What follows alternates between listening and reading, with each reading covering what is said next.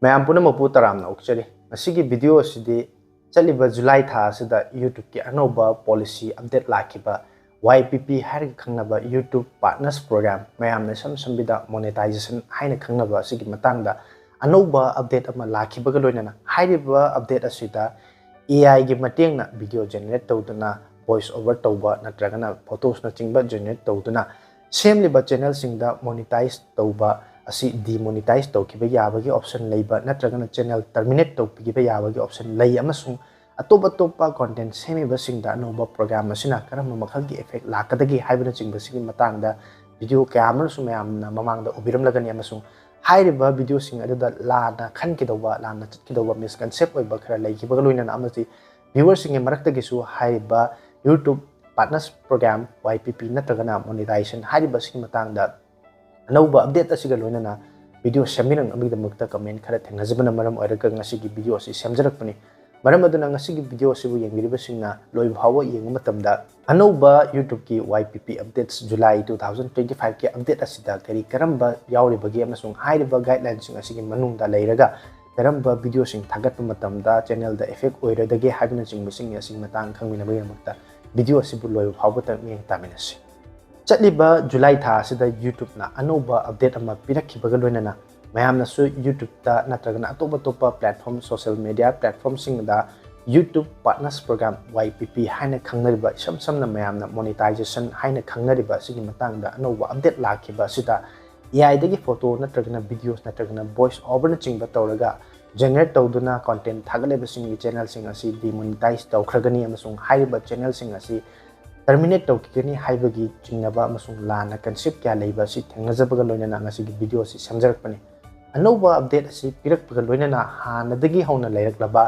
YouTube ki channel ama monetize tawgnabagi damakta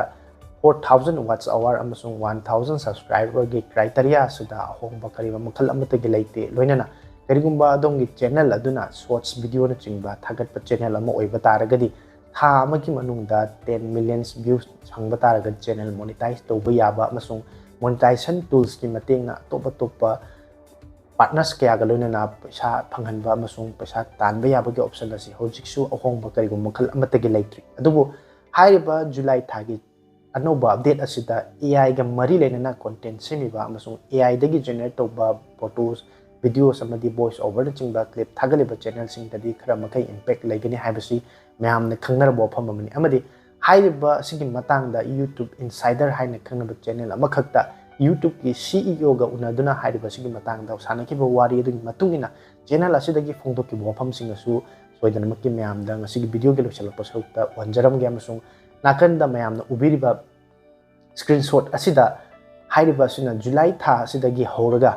AI dagi content semiba sing maru oina khwaidagi maru oina video sema matamda ngasi adomna ubiriba video si semnaba honabada script thokpa video si namthokpa video si bu amu edit thokpa amadi hairiba video si upload tawnaba honabada matam khara adumak changba sina maram oirga nonggi manungda video ani atragana ahum mari manga thagatpa haibasi yamna mak original content namjariba amasung original content namiba singi namaktadi achouba problem ama oire adubu AI dagi video natragana photos na chingba generate tawduna channel semiba singi damaktadi yamna atenma matangni manungda video sing asi semba yabana maram oirga nongi manungda bulk ta content asi manga natragana tara thagatpa amasung haiba content sing aduda yamna minimum changes ta ahongba karigumba amata leitana yamna haiba content sing adu yamna bulk ta upload tarokpa taragadi haiba sing adu spam ni haina lawraga channel sing adu demonetize tawba natragana terminate tawba yabagi option lei haiba simadi content monetization policy July 2025 asida mayak sengna palli karigumba adongi channel aduna YouTube partners program gi policy gi manung inna AI gi content semba taragasu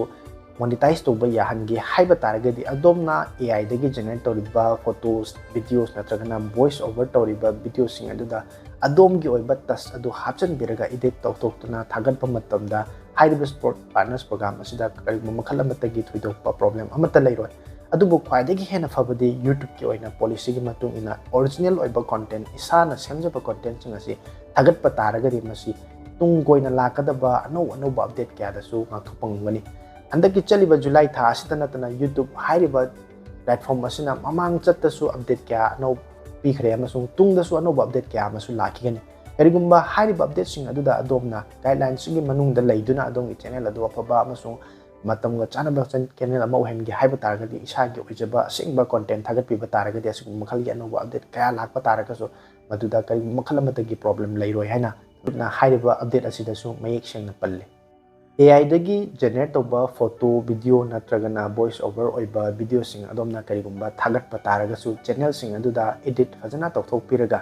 ꯑꯗꯣꯝꯒꯤ ꯑꯣꯏꯕ touch ꯑꯗꯨ ꯍꯥꯞꯆꯤꯟꯗꯨꯅ ꯃꯌꯥꯝꯗ value ꯑꯦꯗ ꯇꯧꯕ ꯀꯣꯟꯇꯦꯟꯠ ꯑꯣꯏꯕ ꯇꯥꯔꯒꯗꯤ ꯑꯗꯨꯃꯛ ꯃꯈꯥ ꯇꯥꯅ ꯃꯣꯅꯤꯇꯥꯏꯖ ꯇꯧꯕ ꯑꯃꯁꯨꯡ ꯆꯦꯅꯦꯜꯁꯤꯡ ꯑꯗꯨ ꯃꯈꯥ ꯇꯥꯅ ꯁꯤꯖꯤꯟꯅꯕ ꯌꯥꯈꯤꯒꯅꯤ loinana karigumba adongi channel aduna AI gi content thagat pataragasu demonetize tawgiba taragasu adom community build tawba amasung channel asing adu makha tana monetize tawdragasu sinaba yagani haibagi option da chingba singasu mayek singna YouTube partners program gi anuba policies da makha tana palle adubu mayam da haijaninglibadi karigumba adom da content sembi bataragadi AI dagi clips natragana adumba makhal makha kya gi photos na chingba voice over oiba videos na chingba generate tawgiba taragasu fazana mapung phana adom gi oiba human touch adu hapchan biraga edit tawduna karigumba upload tawba taragadi haiba partners program asigi matung inna karigumba makhal amatagi problem amata matung da tung koina leiba matam dasu laoi haina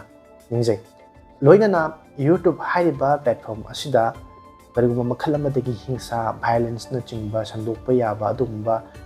clipsing sandokpa yade habis mayamna so hana dagi hewna khangnaraba YouTube haiba platform asida karigumba sanga hatpa na chingbagi photo natragana yamna violence sandokpa adumba clipsing yawba taragadi adum thagatki haiba taragasu blur chathanba na chingba adum makhal makha kya gi technique sing aduna channel sing adu monetize tawba man channel sing adu run tawba yaba gi option mayam ama leiri adubu channel sing aduda community guidelines natragana copyright strike na chingba makhal makha kya gi YouTube haiba platform asigi integrity asing ngakna thamnabagi damakta anuba policy na chingba update kya asigi matam gi oina lakidabana maram oiraga mayamna content sembiba matamda yari makhaygi authentic oiba isagi oiba original content habiba taragadi asigi asida natana tungda lakadaba anuba update kya lakpa taragasu YouTube ki platform asida matam kuina sang adum channel sing adu sinaba amasung chalaiba damak yakhigani handakta YouTube na nauna pikiba July 2025 ki update asigi matung inadi khwaidagi maru oina AI di content sing yamna bulk ta thagatpa amadi yamna minimum difference amasung haiba channel sing aduda yamna repetitive oiba content sing yaurukta taragadi YouTube algorithm gi matung ina madu spam ni haina lawraga channel sing adu demonetize tawba yaba amasung terminate tawba yaba gi option lei haiba simadi mayek sing na palle maram asina adomgi channel sing amasung karigumba tungda domna AI ga mari leinamba channel ama hangdoki am haina khanbiramba lei mataragadi video sing adu sembi matamda voice over tawba matam natragana haiba video sing adu generate tawba matamda adomgi oiba human touch adu hapchen biraga semba taragadi ngasi amasung tungda lakadaba policy sing dasu haiba channel sing adu monetize tawba yaba amasung makha tana sinaba dumak yakhigani karigumba adomna channel sing adu yamna mo authentic oiba mawongda isana thoktuna screen da recording tawduna namba amasung makhal makha kya gi blogging natragana atopa makhal gi video sing generate tawba amasung video upload tawba oiba taragadi haiba partners program asina adomgi channel sing da karigumba makhal amatagi effect lairoi haina thamjabaga loinana handakta anouba update asi lakiba matamda mayamna update asina maram oiraga adomgi channel da karam makhalgi impact lakadagi amasung AI ga mari na channel sing da terminate tawkrigani amasung demonetize tawragani haibagi matang asida chamamna ba leiramba sing adu khardang orsu kok abagi damakta semjarakpa video duni tungda su asigmala video sing amasung asiga mari lena banatana channel asida nungairaba makhal kya gi video sing yengbinabagi damakta ngasita nangna onungna thengnabiba oiba taragadi video asibu amasung like tawsanbiba amasung channel asibu subscribe tawsanbiramu tungdasu nungairaba video kya puduna lakpa ngamna phonajai asigi oinadi video si matang asida loisinjari tungda no video amada amu thanks The YouTube partner program monetization policies and you're concerned it'll affect your reaction or clips or other type of channel, well, I'm Rene Ritchie. I'm a creator who works inside YouTube, and here's the deal. This is a minor update to YouTube's long-standing YPP policies to help better identify when content is mass-produced or repetitive. This type of content has already been ineligible for monetization for years and is content viewers often consider spam. That's it. That's all.